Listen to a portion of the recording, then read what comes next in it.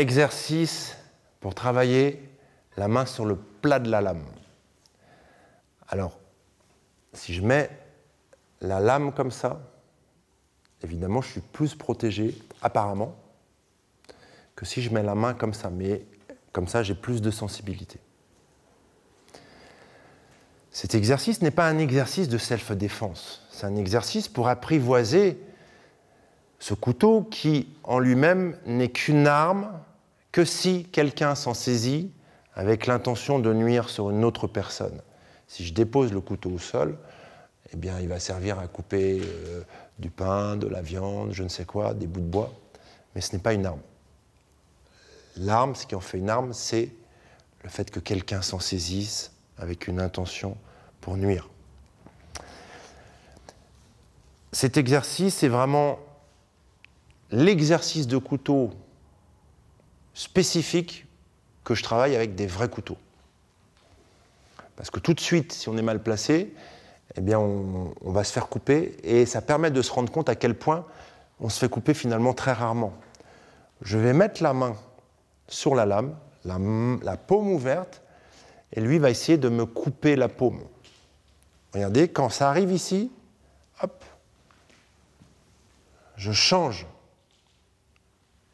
de position, je garde au maximum, avec une certaine souplesse, un certain battement, l'alignement entre ma main et mon avant-bras. Et quand le fil de la lame est perpendiculaire, ça ne coupe pas. Pourquoi? Parce que pour que ça coupe, je ne sais pas si vous avez remarqué, que quand vous coupez du pain, je dois prendre le pain, excuse-moi, tu n'es pas du pain, je dois tenir et couper ici.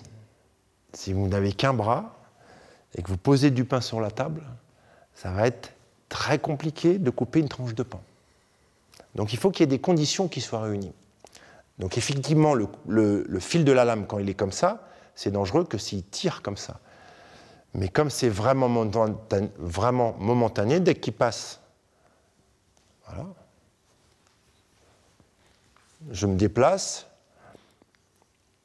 avec le fil de la lame, la main à plat sur la lame.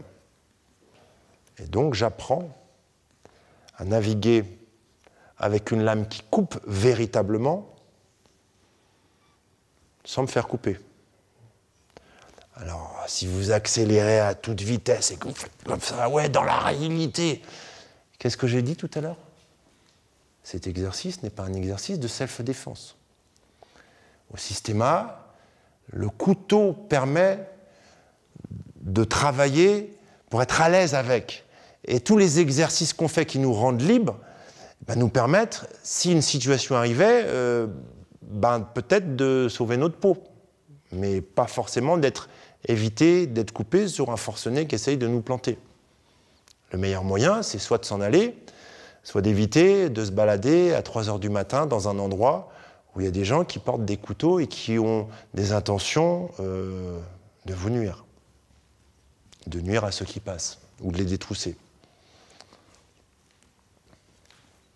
Je relâche mon épaule. C'est seulement en relâchant mon épaule, vous voyez, j'associe le travail de la main au travail du bassin. Quelquefois, je passe avec le pouce comme ça, vous voyez. Et là, à aucun moment, depuis qu'on travaille, pourtant là, il a commencé à accélérer, quelquefois quand je suis comme ça, quand il vient là, je mets là, il ne peut pas tirer parce que c'est très momentané pour revenir, pour passer de cette partie des doigts à l'intérieur de la paume.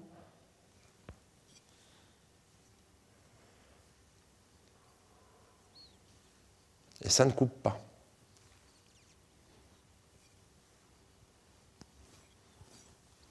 Dans un premier temps, bien sûr, je vous invite à travailler très lentement. Ce travail avec la lame va permettre, lors du travail de pique, justement de pouvoir faire ces pivots où je rentre en contact avec la lame sans avoir peur de me couper.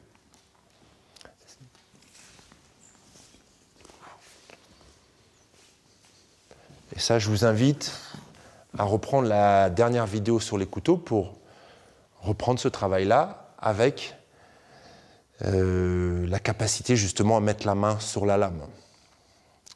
C'est très agréable et ça enlève pas mal d'idées reçues de pouvoir se dire que je peux mettre une main sur une lame, qu'on peut chercher à me couper la paume ou la main sans qu'il se passe rien.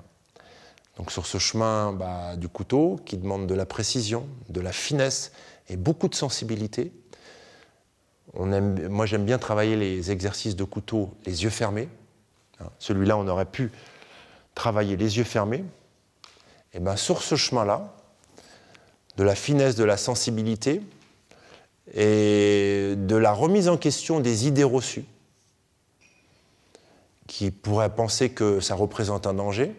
Là, on est spécifiquement, il essaie de couper la main et pas mon corps, on est d'accord.